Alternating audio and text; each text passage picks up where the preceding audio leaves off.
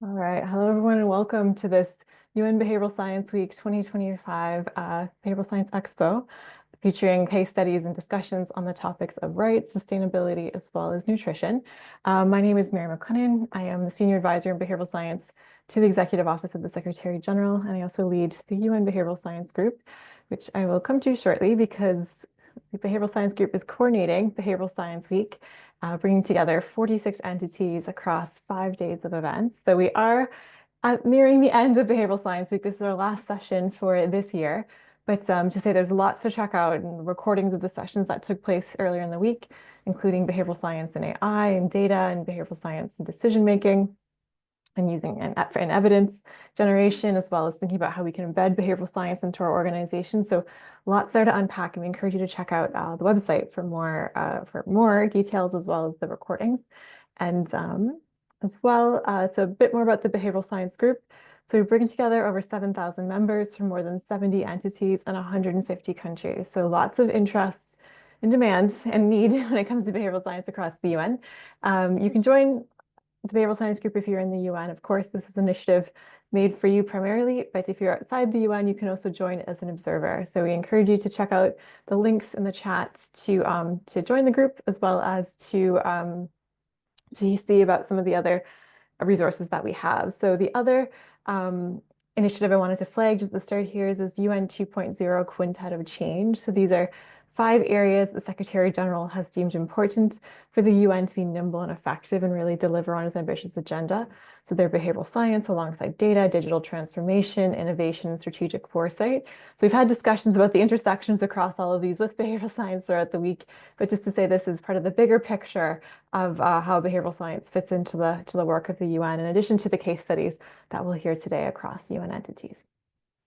Okay, so as I said before, the links are in the chat to both the resources and publications, including the Secretary General's guidance on behavioral science, as well as the UN Behavioral Science Review, and other documents there that you might be interested in reading, and also the link to join the group as well. So check those out.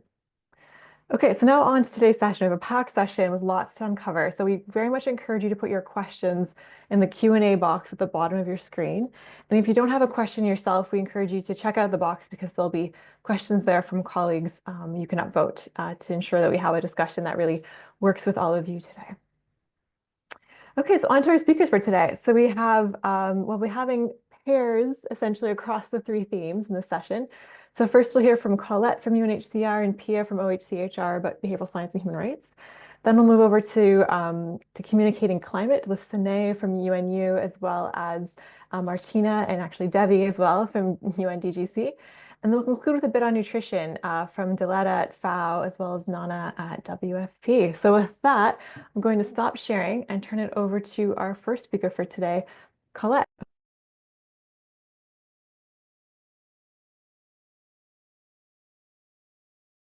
Thanks, Mary. Sorry to get my stuff. I've got to. Everybody, good afternoon, good morning, wherever you are in the world. My name's Alison, and I'm an external officer at UNHCR, and I led the project Beyond Time, changing the narrative around display, football, and behavior, which I'm very honoured and excited to present to you today. Before talking about Beyond Time, I want to ask you a question. If I could get my right. When I say football fan, what comes to mind? Is it something like this? A hooligan, extreme, ultra, hardcore, violent, aggressive, perhaps racist? Or is it something like this? Family, community, football at weekends, supporting a local team, playing together with family and friends at the weekend? Or is it something like this, where we have a group of people coming around a cause, supporting refugees and helping to integrate their communities? Regardless of what you think about football fans, it's a fact that there are lots of them. There are 3 billion football fans worldwide, and for a field, you can imagine on average to 6,000 people watching it. So there are lots, and they are very diverse. this idea in mind, I set about on the with a team within the Division of External at UNHCR and in collaboration with Ipsos, our research partner. I wanted to know if football fans can be advocates for refugee issues, and if so, how we should be communicating with them. What makes them tick? To do this, we studied 3 countries, Germany, the UK, and Spain, and took a multi-method approach, both quantitative and qualitative methodologies with focus group discussions. We see a group of football fans, a level of fandom, and also their sentiment toward refugees. And for this study, we're really focused on an inactive supporter, and happy to take questions on what that means in a bit. What did we find out? Well, contrary to popular opinion, most football fans feel positive or neutral towards refugees. Also, when we're talking about our target, we should be looking at young men between the ages of 18 to 34. What else do we know? We know that football fans already have an emotional connection to refugees. They feel empathy for refugees and understand that there are huge challenges when you're forcibly displaced. However, they feel unsure of their role and really don't know how they can act to support refugees. So what we need to do in our campaigns is instead focus on hope, resilience, and clear ways for fans to make a difference. Who are our key interlocutors? Clubs and players. We found that these are the 2 interlocutors which are key for engaging football fans. If clubs and players are on board, fans will follow, but authenticity is key. We need to do more to mobilize grassroots support. Engaging even a small number of fans through local fan-led initiatives can have long-lasting, large-scale impact. We need to do more to reframe the narrative and shift the view from seeing refugees as a burden and to seeing them as contributors to our community. Most importantly, and I find this really interesting, we need to break out of our echo chambers. How do we do this? We need to build strong collaboration with the football community, whether that's clubs or players or fan groups. We need to build joint communication campaigns so that we can disseminate our communication material so that fans can see it and engage with it and share it with their communities. So what is the conclusion? Football is a global platform for social change, and fans can be an untapped resource to change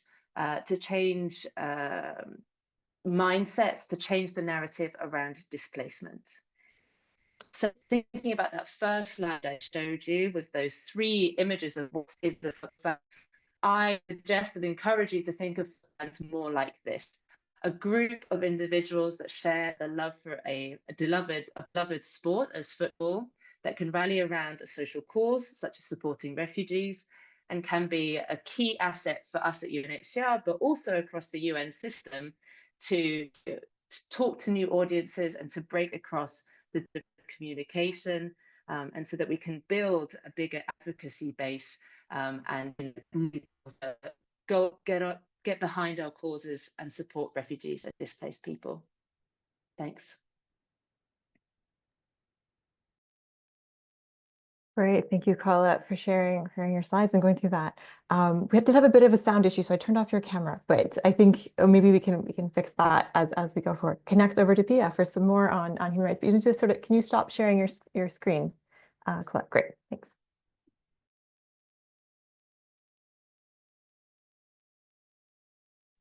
So I hope you can see my slides. Good morning, good afternoon, good evening. I'm going to speak about leveraging behavioral science for human rights results, which is a story in 3 parts. And I'm going to take off from Colette's presentation to tell you a little bit about some work that we've done. I should say I am not a behavioral scientist. I'm a human rights law and policy specialist, but with a growing interest in the potential that BeSci has to improve human rights outcomes and to bring human rights practitioners on board.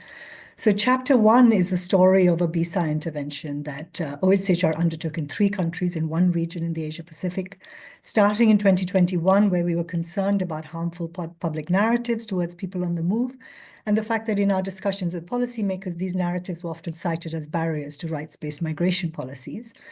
So similar to UNHCR's case, in all three countries, we undertook mixed methods research where we ran representative quantitative surveys and qualitative focus groups to segment a target audience, develop and test messages of welcoming, identify and engage messengers, conceive and run pilot campaigns, and then evaluate impact.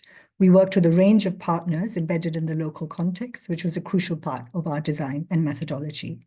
And indeed, we captured this process in a guide for civil society and national human rights institutions in the region to encourage and inspire their own action to build human rights-based public narratives on human rights issues, be they migration, minorities, or others.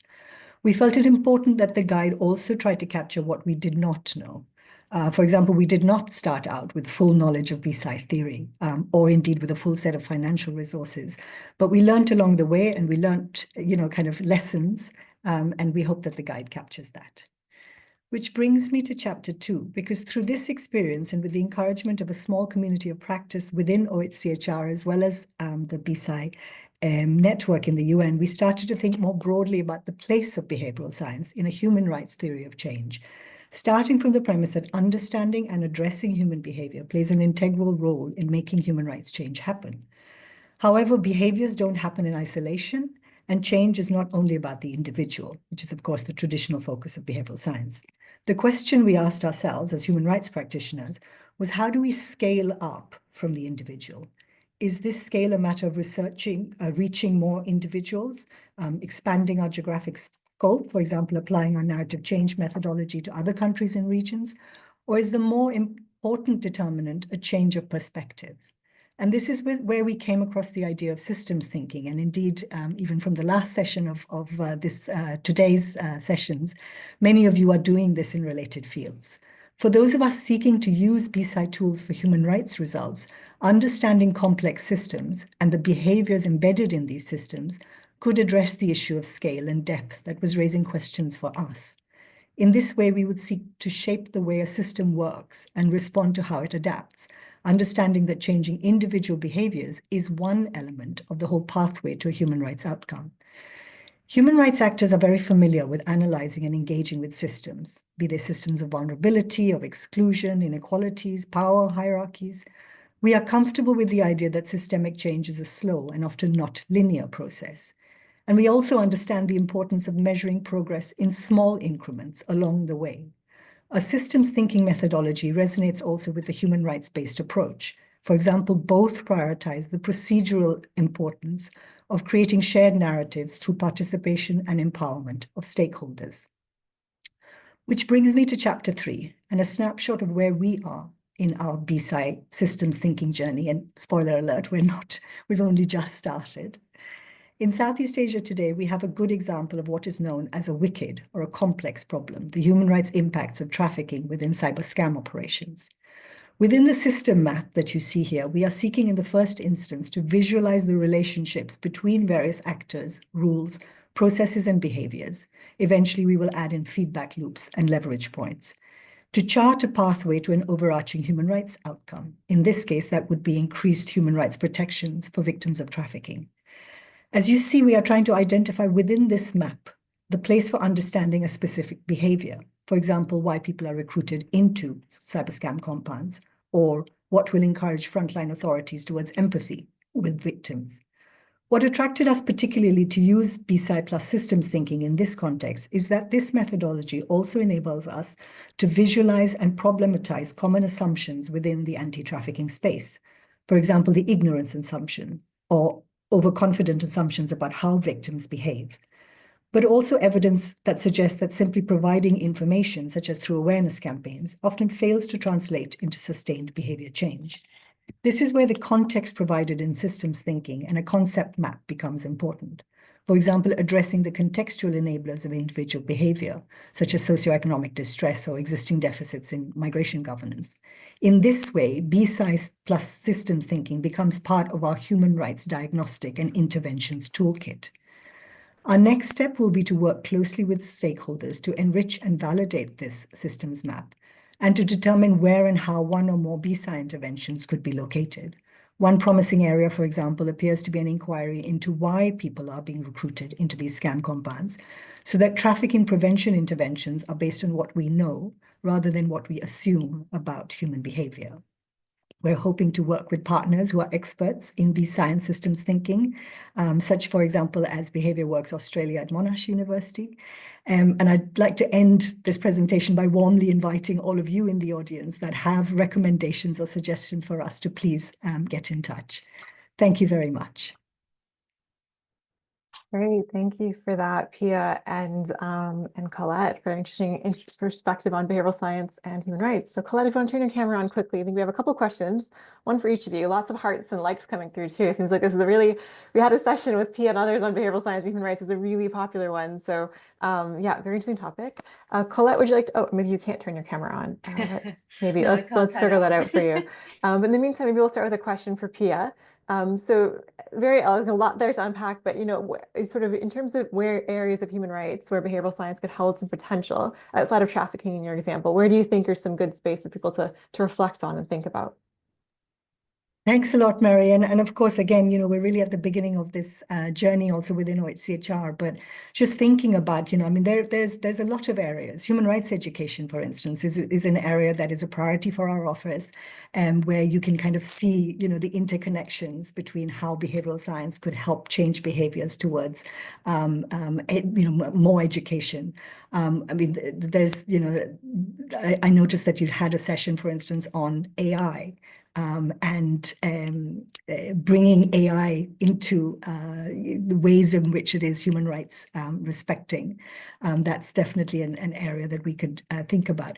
But really, like I said, I mean, I think that it's about the diagnostic and the interventions toolkit that we can use. So there's no limit really to where we can go with this, in the sense that the target populations, vulnerable and marginalized populations, of course, there are individual behaviors that surround them. But more broadly, within a systems thinking lens, there's pretty much every aspect of human rights can be approached from this methodology.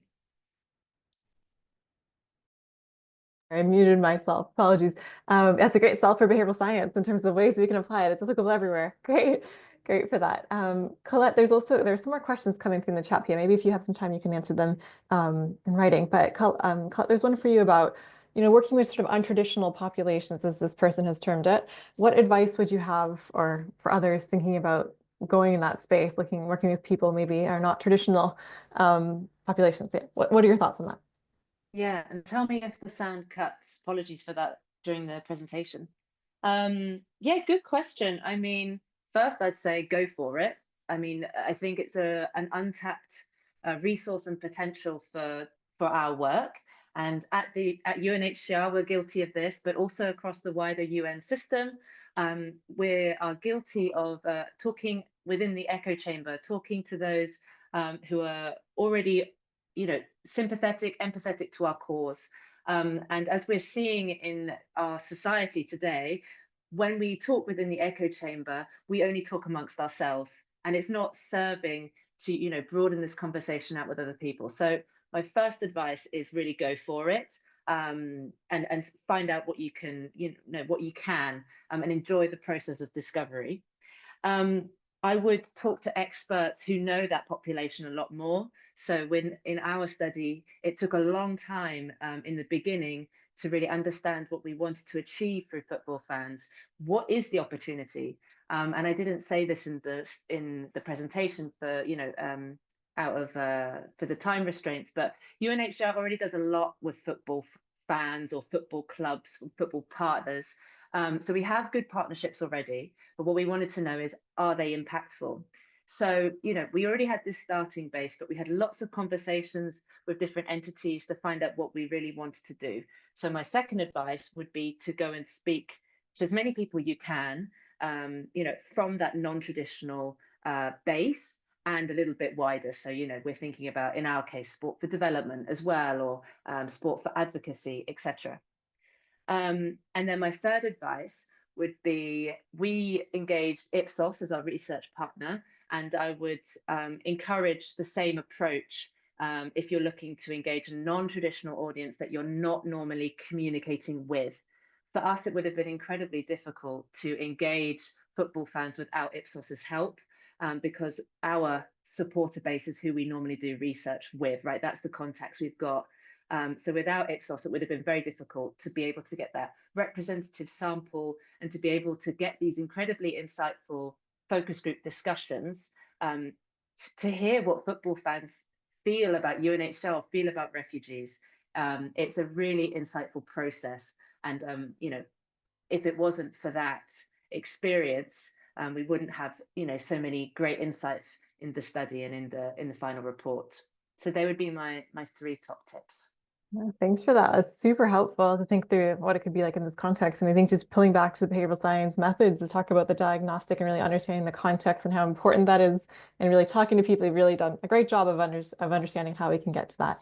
Well, thank you so much, Pia and Colette. There's lots of questions coming through the chat, coming to the Q&A box. If you want to answer a few of them as we go to our next speakers, that would be great. But thank you for this quick tour of behavioral science and human rights, or rights realization. Now over to our colleagues on communicating climate. So first over to Martina from DGC. Over to you. Thank you, and hi everyone. Great to be here. My colleague Devi and I, we are also not behavioral scientists, but we are part of the UN Department of Global Communications Campaigns Division, where we design and carry out communications campaigns, usually with a change objective. And I will talk briefly about two of those campaigns.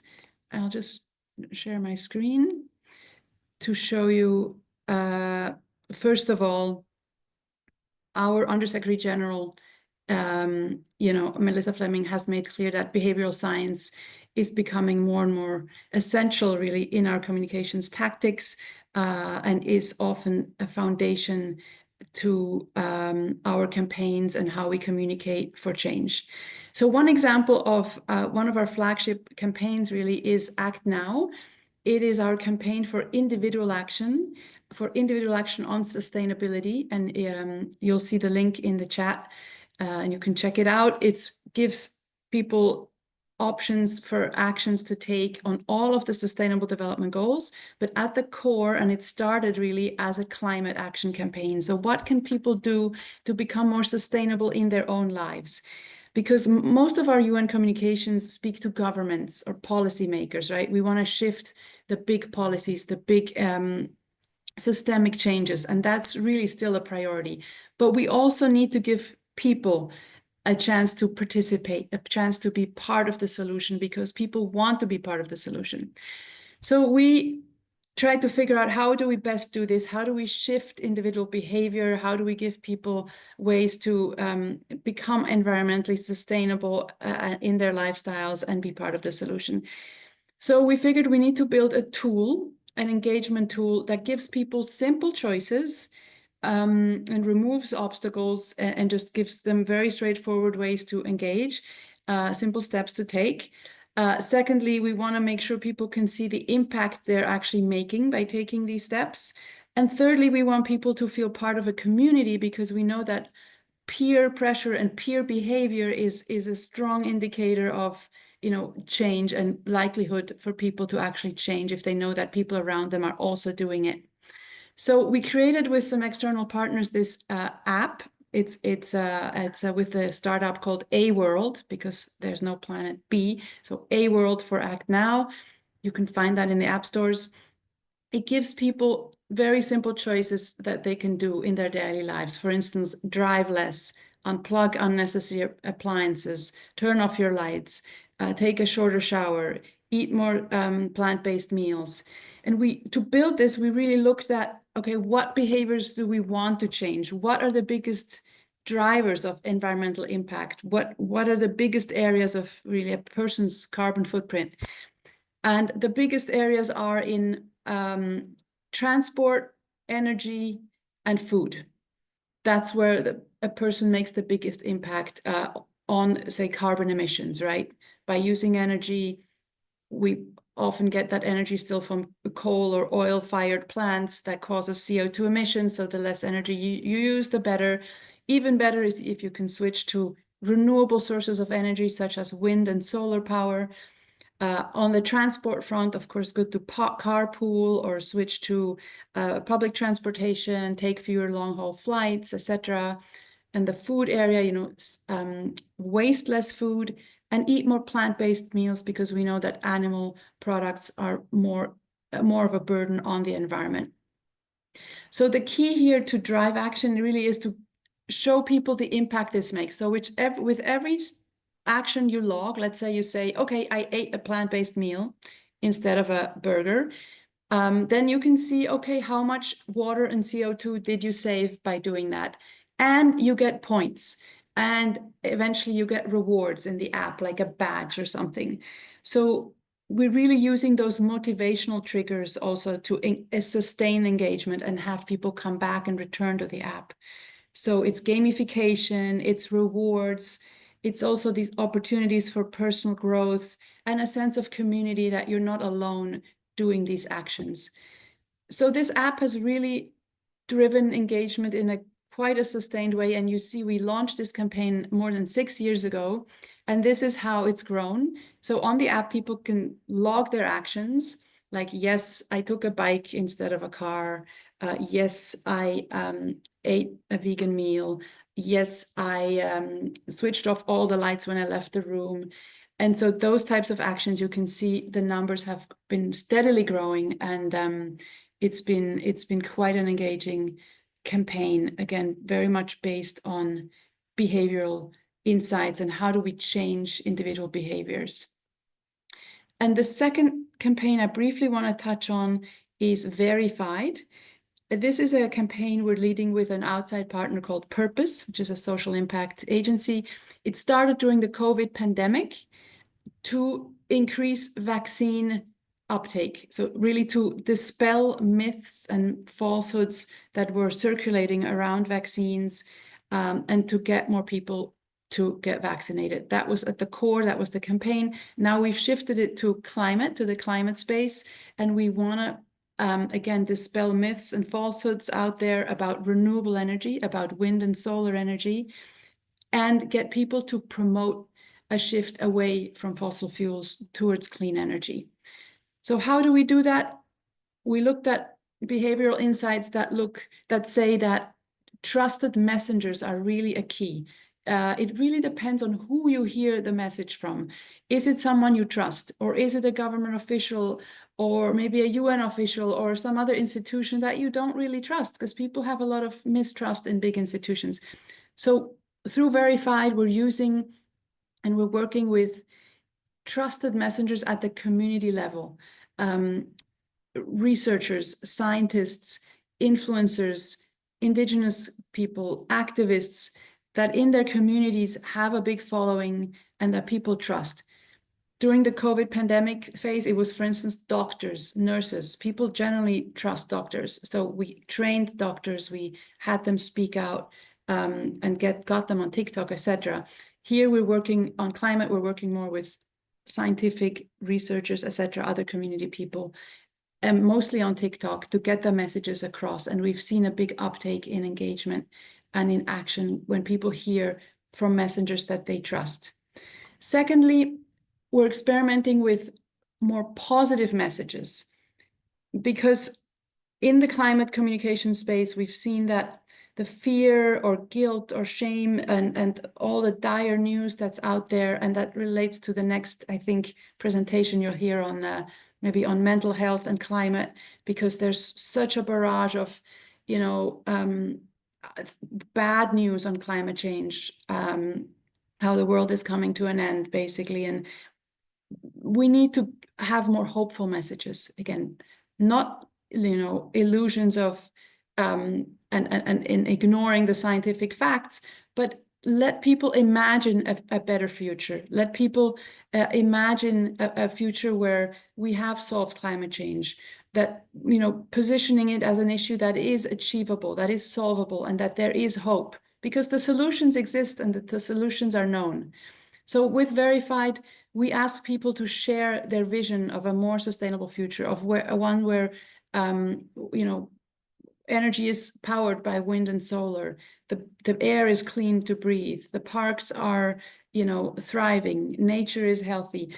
And we saw huge engagement with this kind of emotional and positive emotion campaign that is more conducive to actually inspiring action than the constant doom and gloom. I'll end here, and if there is time, maybe my colleague Devi can come in briefly to talk about how we are translating some of those Act Now findings and campaigns into other spaces. Hi, everyone. Thank you, Martina. Just to add, not to take away from the climate comms, is that Act Now, the latest addition to our Act Now campaign, is actually building a movement for peace, especially targeting young people. As an organization that's turning 80 this year, I think there's a lot that we need to learn and figure out how to communicate better with young people, especially given the climate today, where universities are being targeted, voices are being stifled. And people are feeling hopeless and are very skeptical about a positive outcome. So we are trying to build this movement for peace through our Act Now campaign and beyond. And if you have any thoughts or ideas or questions, please do let us know, because we want this to be a big, bottom-up, community-driven effort. Thank you. Great. Thanks for that, Martina and Debbie. There's quite a few questions coming through in the chat and the Q&A there, so we'll get to those shortly. But we'll go to our second presentation on this topic. Lots of claps for you too, Martina. So now over to Sine from UNU for your presentation on behavioral science and climate and mental health. Thank you very much. Can you see my screen? And can you hear me? Yes, yeah, Okay, perfectly. perfect. Okay, then thank you very much for having me today. I'm Sanae Okamoto, Senior Researcher and Psychologist at the United Nations University. So then let me just adjust my screen. It is a great honor to have this opportunity, and I would like to share our ongoing work and insights how we can leverage pro-environmental behavior for both human and planetary well-being. So the figure shows the impact of climate change on our health. Extreme weather events increase mortality, injuries, illnesses, and mental health issues.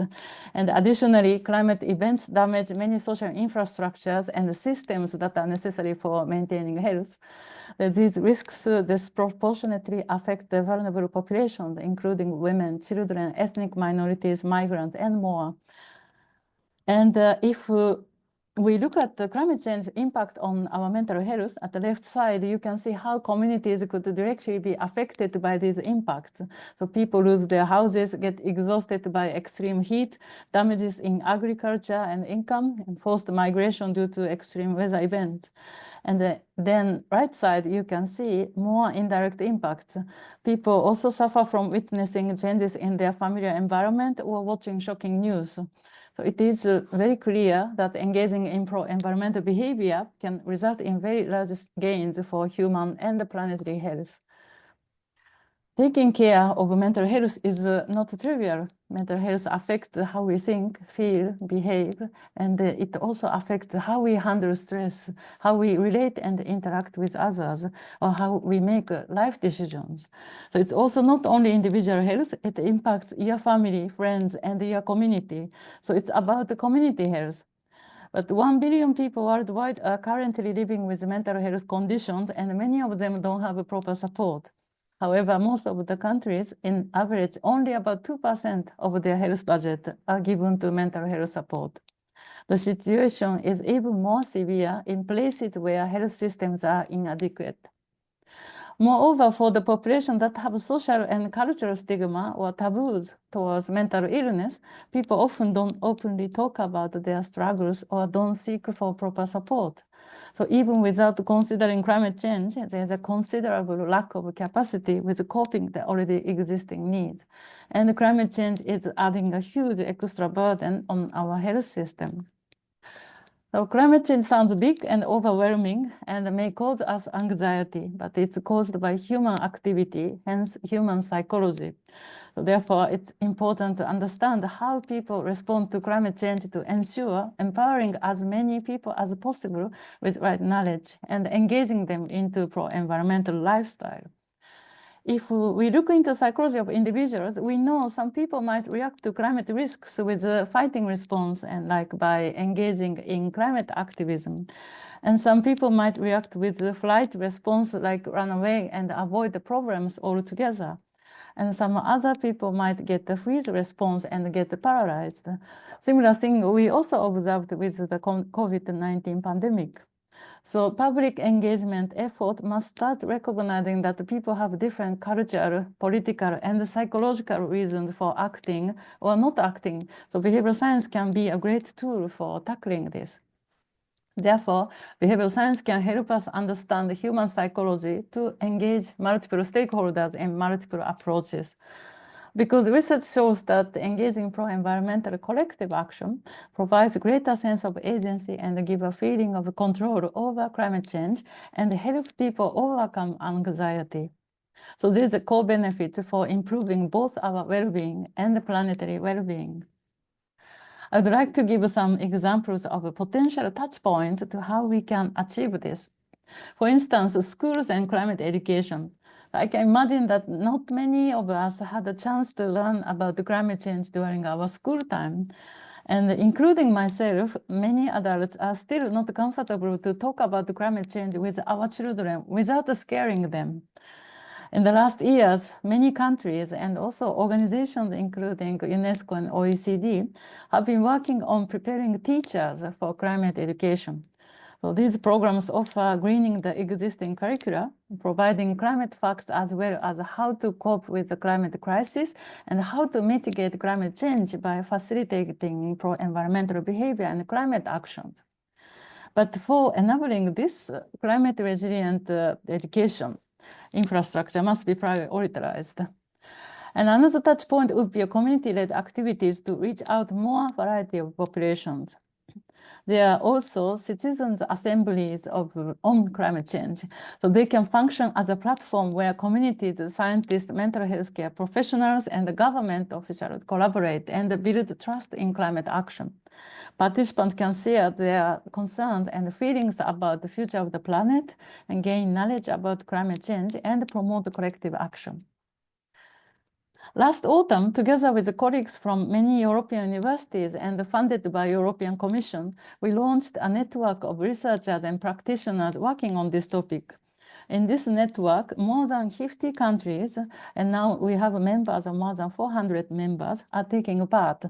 And one of the network's goal is facilitating a community of practice with multiple stakeholders, including schools, teachers, mental health professionals, and we try to empower populations over the long term. It is also important to utilize advanced technologies. For example, AI and natural language processing tools can identify trends in mental health conditions through language patterns and images in social media posts. For that, the collaboration via public-private partnerships could be useful for early problem detection, appropriate government intervention, and shape national mental health policies. Another example would be digital mental health care, so such as mobile apps. So like, for example, the ACT now is a very good example, but this one is more for addressing mental health issues. So these apps are effective for people living in remote areas to access care and reduces the cost of receiving care and reduce fears related to stigma. However, these developments need to be carefully regulated to minimize any potential risks to prevent misinformation, biases, and inequalities. Also must adhere to the medical standards and the healthcare guidelines, and also must protect the data security and privacy. So just to summarize, developing tailored behavioral interventions will help promote climate resilient society to build psychological resilience in ourselves. And in case you're interested, please refer to a stage of policy brief on this topic we have published recently. Thank you very much. Great, thank you for that, Sine. And yeah, quite a few questions coming through. So I want to invite Martina and Debbie to turn their cameras on, and we can take just a couple here. So there's one for you. I'll start with Sine, just because she's here first. So it's fascinating. I know you said there's a lot of research ongoing, lots are happening right now, but in terms of where we are today, if there are a few things we could tell teachers or schools to communicate, I mean, at the big picture level. Now, I know there's lots of nuance to it, but what would you say where the literature is right now? I think there are several things I would like to say, but make it short. I think it's important to, like, of course, explain about the climate change and climate science, but this is so complex and difficult for many of the, school children to understand. And also, how to address this, like climate action, is also difficult for them to understand what kind of direct impact, direct feedback they get, because what they do now will not impact them today, but will impact, maybe 1 year, 10 years, 20 years. So that kind of link is difficult for young children to understand. So, but what we can do is engaging, like letting them engage in more like experiential learning, like interact with the scientists or local communities, planting trees, some community activities, but make sure to, make safe space for children and teachers and the parents, adults, community people can share their feelings and also exchange their concerns. And so they feel they are part of a big group, and they feel also the agency, how we can address these issues. And we are not the only one who is concerning about it. They need to feel this safety feeling for them to be empowered by this information. That's very helpful. We'll keep up to date with your work and your briefs that come out, and we'll keep going with that as well. Thank you.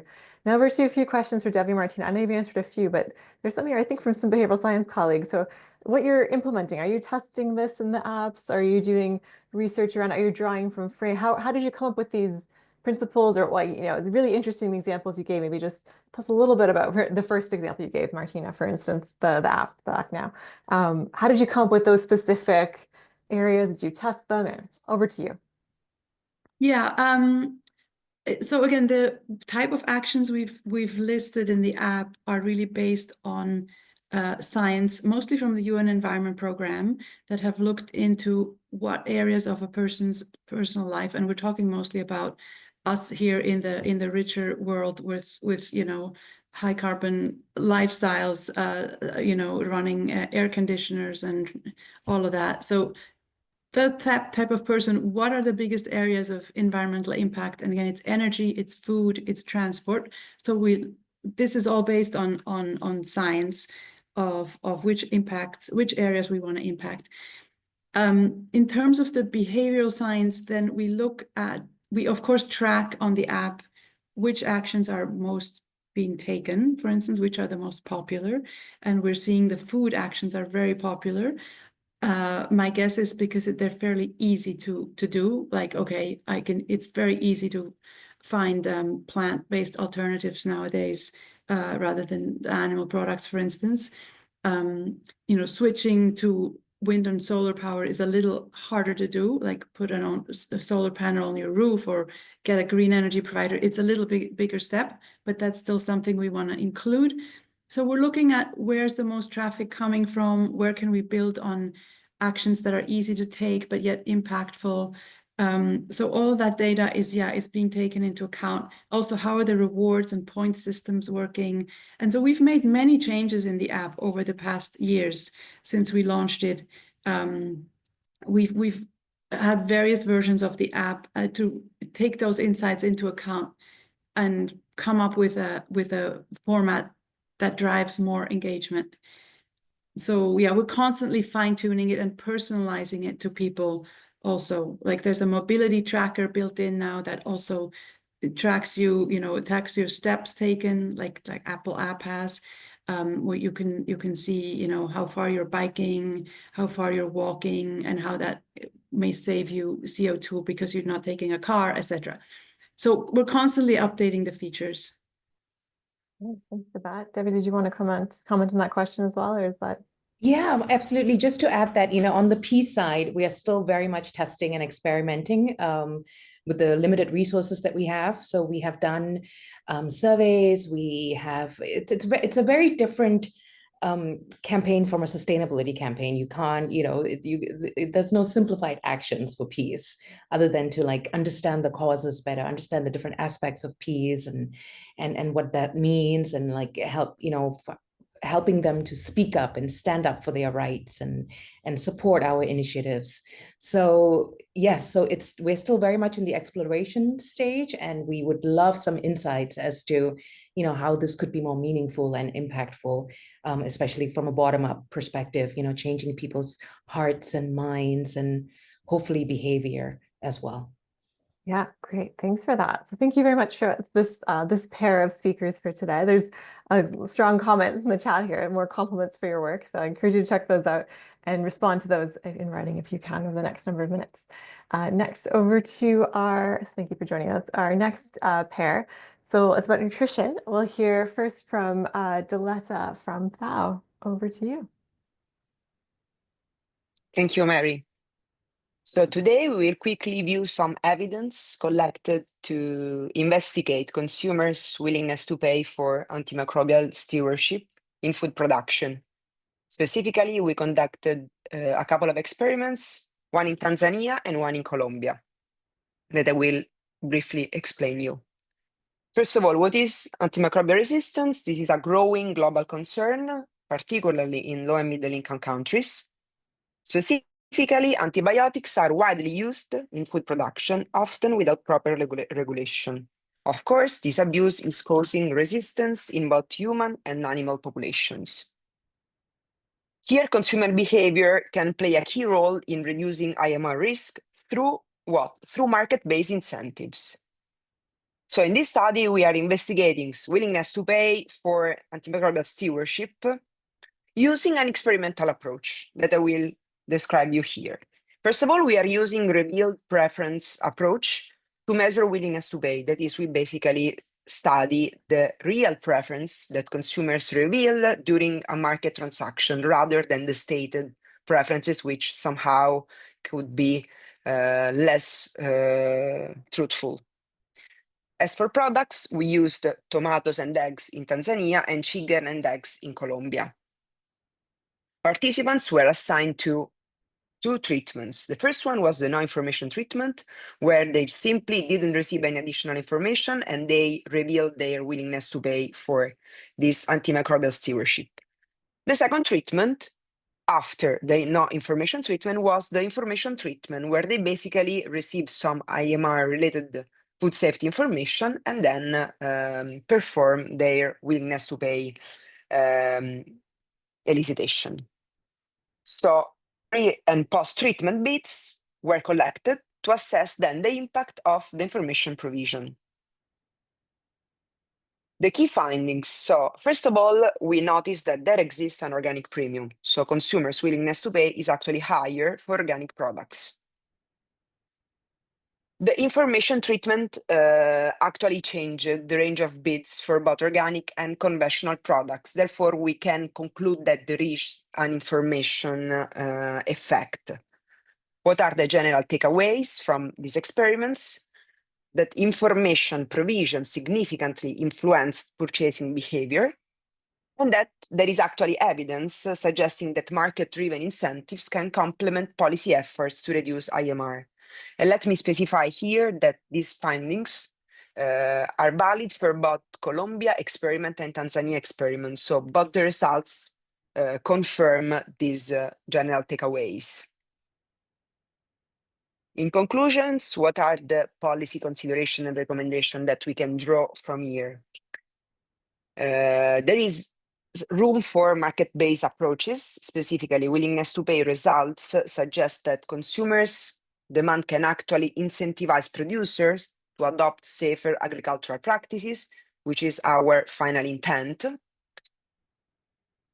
We can also adopt some certification programs. Indeed, IMR-free labeling can help build consumer trust and enhance food safety standards in low and middle income countries. And actually, we confirm that there is space for intervention in this direction. Regarding public awareness campaign, the idea is that strengthening IMR education can lead to greater demand for safer food, and the importance of information has been confirmed also through the results of these experiments, where actually the information treatment was having a strong impact into willingness to pay for IMR free food. Finally, regulatory support. Here, policies should complement market incentives by enforcing IMR reduction measuring.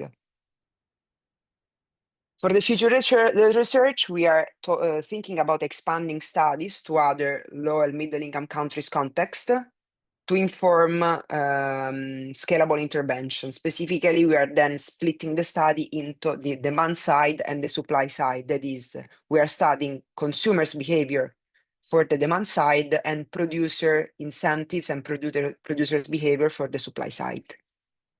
With this, I conclude, and in case you are interested in working food safety, please feel free to contact me, and we can discuss about these experiments. Thanks a lot. Thanks for that, Diletta. Really rigorous project there you carried out. Some questions coming through already for you. Next over to Nana, WFP. Hi. I hope that my slides will come up, but I just want to talk about the milk project. And then another thing is, I think as the UN agencies, we need some behavior change in our slides. I was told only to have 3. So there you go. No, so what is actually the problem that we were trying to look at is the fact that only 92% of the Armenian population, they're not at all getting enough calcium. This has changed even over the last 5 years, where 5 years ago you would have 22% of the children who had enough calcium. So just over 5 years, we've seen this huge significant drop, and we're trying to understand why. At the same time, we see huge increases in overweight and obesity rates. You see them on the slide. It simply goes from 28% when this is children that are 7 years old. By the time that they're 18, you have 54% of the population that are adult, and this is mainly actually the men. At the same time, and again, this is not unique to Armenia per se, really the increase of sugary drinks, fizzy drinks, many children reported in, they don't even drink water. They were kind of here, you can see we were even saying, what are you drinking coffee? What is this? These are children that are below between 9 to 15 years old. You simply see how their patterns are. And we were also using control schools in this, trying to understand how is the interventions effective and not. This comes actually from a point of time some years ago where we were trying to understand 7 different behaviors. And this is why you see on the screen, we also try to understand, what are you snacking? What are you doing? Are you having candies? Are you even having breakfast? And it turns out that 40% of the children do not even have breakfast before they go to school. So voila, what happens? You go to school super hungry. So that's why when we tried to test and say, okay, can we introduce milk? We're not going to give them breakfast. We did try a breakfast campaign. It did work, but let's try and see what happens if we can actually get them to drink milk. Just the next slide here. And what happened was really interesting. First, this is just an oversight, and we started first to test 2 schools and one control school from January to January. And you all know the school year are from August, or so from September to September.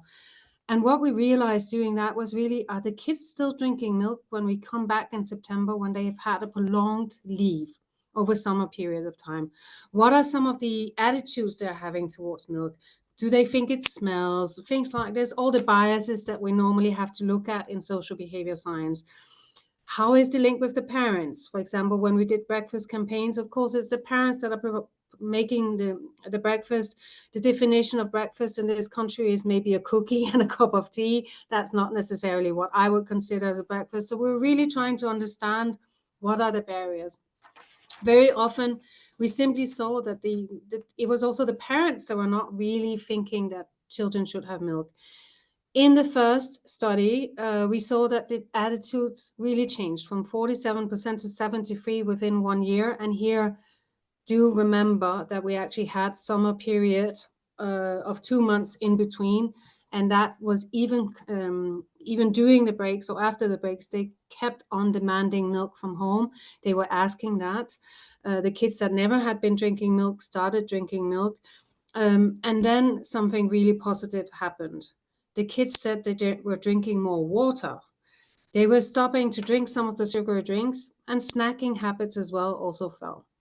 So when we had done the first pilot, we said, okay, this is all in rural schools. What happens if we're going to go into urban settings? So now at the moment, we're doing a new pilot with around 1,300 children, same age groups from 9 to 15. We're curious to see what happens with the urban children vis-a-vis the rural ones. We do see there are lots of different concepts around how do they understand milk? What do they understand quality of milk? Some will think, is milk pasteurized or not? It's all these different biases that come around. Our baseline is that 60% never really have been drinking milk, and that's really interesting. And there's a lot of differences also among the age groups. We've seen teenagers, they start liking milk less, things like this. And here you see 65% of the girls never really drink milk, and they are really the ones that need to do it. So what we are doing now is to actually, we will start testing in a month or so what is happening if the kids get a cookie as well. Why? Because a lot of the feedback we got from the children was the same. Can we put sugar? Can we put cocoa powder? Can we put cornflakes? Can we put things into the milk? Then I will drink more. So we will very soon understand if the fact that they're getting a whole grain cookie, this is no sugary, everything else, if that actually will increase the amount of milk being drunk. They get around 200 milliliters a day. If they will drink more, and if more of the children will drink. Just the last slide where you can see some of the changes that actually had happened. And 57% of them were saying they are snacking less. This, of course, is because they're suddenly getting milk. They come not having breakfast. You are hungry. You start snacking, very often unhealthy snacks. So they, with the milk, they actually do get. Another very positive thing was that the kids, they like to be together. And when you go down and drink milk, you're doing an activity together. So we saw some of the social cohesion. We saw the kids feeding back and saying, hey, now I'm so used to getting my milk with my other classmates at 10 a.m. Now it's not there anymore. So some of those elements that we know are very important in social behavior science, when you're acting with your peers, you're having these positive elements together. Again, here, even the parents were also reporting back that they started wanting to provide more milk at home. They also said, we've seen better concentration levels in school. 56% were saying they were concentrating better in school. And that may not necessarily be because of milk. It's simply the fact that they're getting some kind of something to eat or drink at 10 a.m. if they're coming on an empty stomach. So this current project that we're now doing, expanding a little bit on, is going to be ending around October. Again, we'll be able to see if there's any changes over summer periods of time. The team is really working a lot with both the parents, with the schools, but also with the children, and in particular looking at the age group. Why is it that when you're 15, you don't think it's funky to drink milk? Is there something we can do about that? We are engaging with the medical students in Armenia, so they are also being part of the projects, and in terms of being able to conduct some of the lactose intolerance testing, checking the data, all that. And why? Because these are medical students, they will become doctors, they will be better to advise on nutrition in the future, better to advise people with obesity or non-communicable diseases. So I'll start from here. That's kind of the projects that we're doing. Thanks for that, Nana, and Diletta for your presentation. There's lots to unpack there. So maybe leave your camera on, Nana, if you want to. We have a few questions for you, and Diletta too. Yes, great.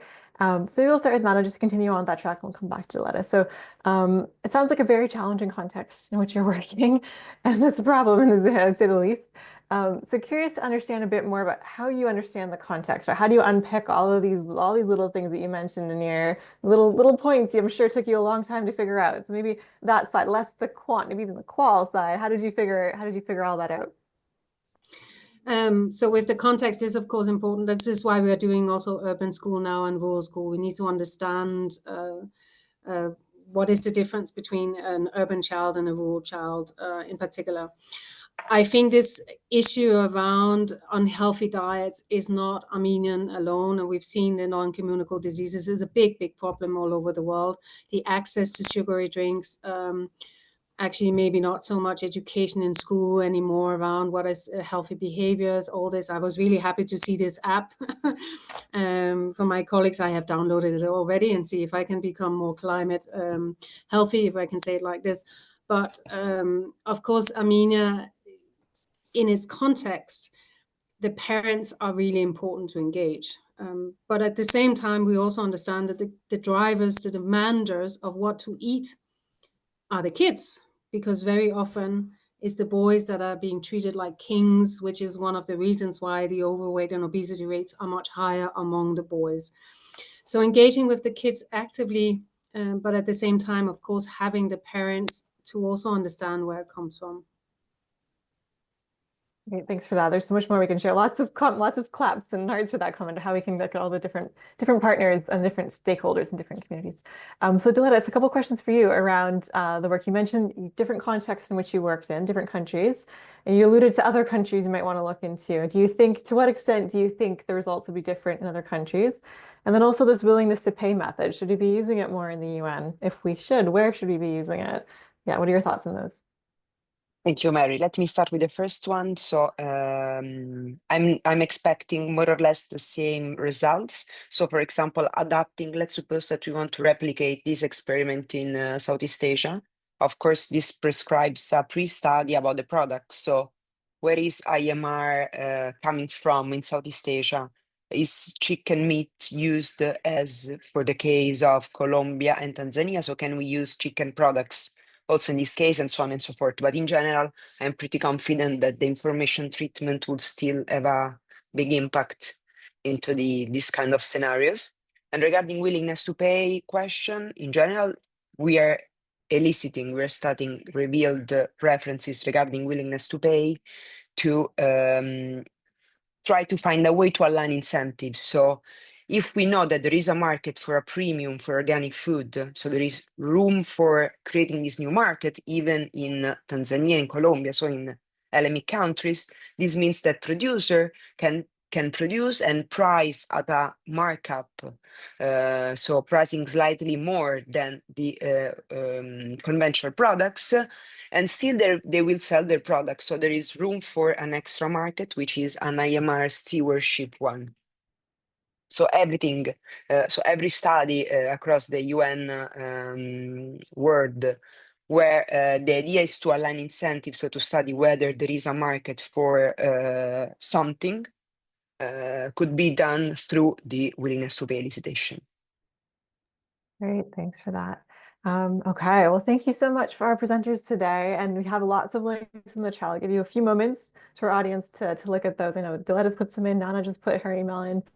So if you want to know more, we can check those out there. But this has been a really nice kind of tour of different parts of the UN, very quickly of applications. Thank you so much for joining us for Behavioral Science Week 2025. This is our last session of the week. It's great to have so many of you with us.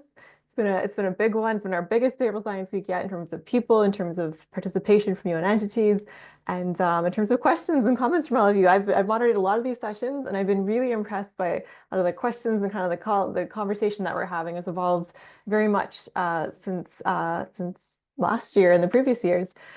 So we shared already the links to join the Behavioral Science group. Check out, as I said, the Behavioral Science Week website for the recordings to come shortly. And with that, thank you very much for being here, and hopefully see you throughout the year and next year as well. Okay, bye everyone.